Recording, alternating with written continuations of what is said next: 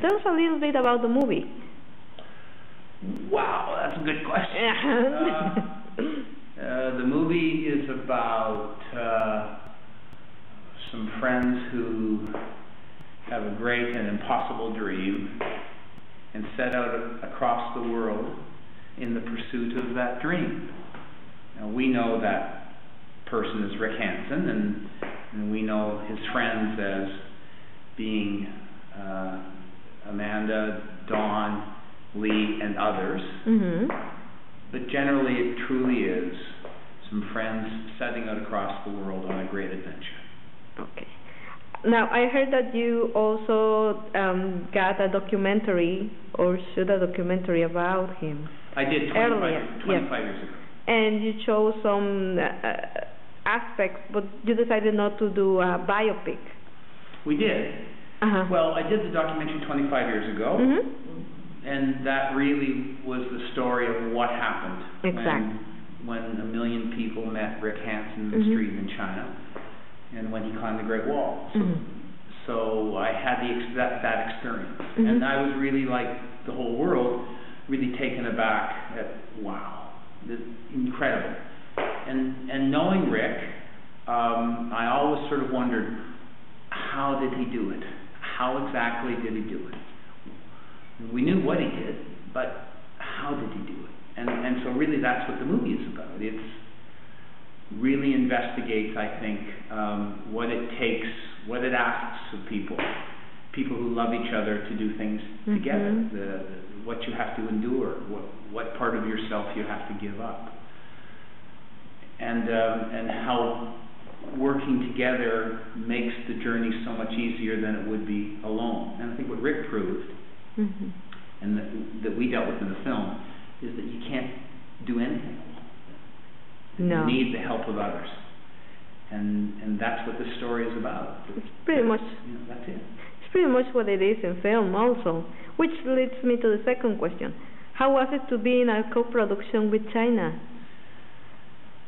Well, it's another culture. It was challenging, right? You know, the Chinese have a long tradition of telling stories, thousands and thousands of years. So there's no part of the storytelling business they don't get.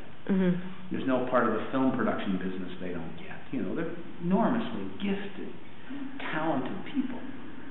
And so that part was easy, working with set designers and working with every kind of artisan you could imagine in China was a delight. It was really a privilege.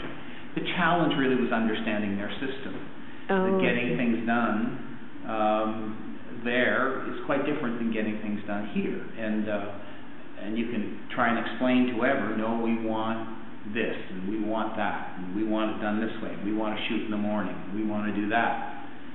And then you find out that's not possible. You're going to do it this way and this way, and then you try and figure out a compromise. Then you figure out that's not possible. And then you figure, well, we'll rewrite it. We'll set it somewhere else. So it was constant.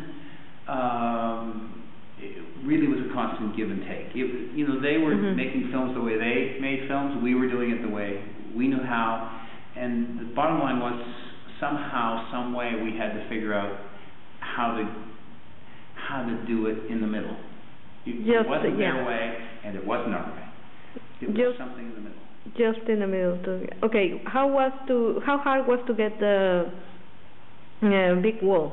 Hard. The location. Hard. Really hard. Well, hard to get it for more than an hour. If you want to shoot on a major tourist attraction in British Columbia, how are you going to get that place shut down? So we needed it.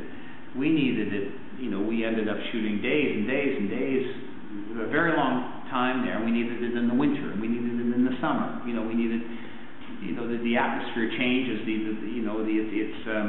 It's north of Beijing, and the Mongolian desert is very close by. And in the spring, the winds come up, and in the fall, often the winds come up. So the skyline is obliterated. So if you're trying to shoot any shots that require a background, it's gone because it's so soft, because the air is so filled with sand. And sand and big camera lenses, camera bodies don't mix. So, you know, if the sandstorms came in, we had to leave because it would so confuse, it would Did you get ruin some? the cameras. Oh, we sure did. So in any event, the challenge was not so much with the Chinese government. The challenge was with the weather. With the weather, and exactly. So we shot sometimes in February, and we shot sometimes in January, and then we come back in September. You know, and you got a day here and a day here and a day here and a day here, and then you add them all up. So it took longer than we would have hoped to make the film, but inevitably we needed that location. And you got what you needed. And we got what that's okay. Okay, well, I think that's it for today. Thank you. Thank you so much. Anything else that you want to? Oh, I don't think so. Nothing that Jim wouldn't have already told you. Exactly, that's what Jim is. I learn when I need to know anything about the movie, I just ask Jim. Did you enjoy just staying in China? Oh yeah, it was the shock with the culture, the encounter with another culture. Yeah, very different. Very you're different, alone. right? It's them and it's you. So better you learn about them, they're not going to learn about you. So it requires you, I think, just to come outside yourself a little bit, to do things that you might not do. And you end up trusting a lot of people to help you through, especially when you're working there. It's very different as a tourist as very different. Just shooting a film. I'm not sure I've ever been there as a tourist. I've always been there working. Did you get an opportunity to just browse around? Not really, right? No, because in all the films that I've done 3 movies there, or 2 movies, a documentary and 2 movies. And with each movie, you're just working. And you're looking. Save all your money and your time and money. You're scouting locations, or you're going back and forth to the lab, or you're casting, and you're busy. You're busy, so you exactly. don't have time. But one day you will go there. When I'm an old man.